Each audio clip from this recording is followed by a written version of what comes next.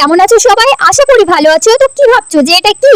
কালকে যে ডিম ভাপার রেসিপিটা তোমাদের সঙ্গে শেয়ার করেছিলাম ওটারই আজকে পার্ট 2 তোমাদেরকে দেখাবো।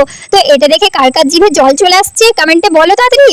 রেসিপিটা দেখে নাও। প্রথমে দিয়ে দিয়েছিলাম তেল, তেলটা গরম হয়ে এলে দিয়েছি অল্প কিছুটা চিনি, তারপরে দিয়ে দিয়েছি লঙ্কা, তেজপাতা ফোড়ন আর দিয়ে দিয়েছি কুচনো পেঁয়াজ।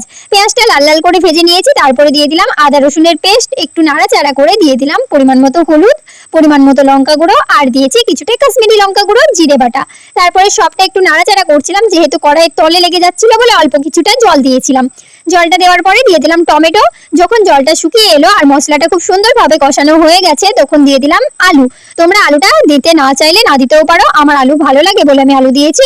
আলুটা আগেই ভেজে সেদ্ধ করে রেখেছিলাম, তো এই সেদ্ধ আলুটা দিয়ে দিলাম। তারপরে দিয়ে দিলাম পরিমাণ মতো লবণ। তারপরে কিছুক্ষণ এইভাবে আলুটা ভালোভাবে নাড়াচাড়া করে নিয়েছি, ভালোভাবে কষিয়ে নিলাম। তারপরে দিয়ে দিলাম পরিমাণ মতো জল। জলটা দিয়ে 2 মিনিটের জন্য ঢাকা দিয়ে রেখে দিলাম। 2 মিনিট পরে ঢাকা খুলে দিয়ে দিলাম ওই ভাপিয়ে রাখা ডিমগুলো দিয়ে নামিয়ে নিলেই ব্যাস খাওয়ার জন্য রেডি। তোমরা তো দেখেই বুঝতে পারছো যে কতটা টেস্টি হয়েছিল খেতে।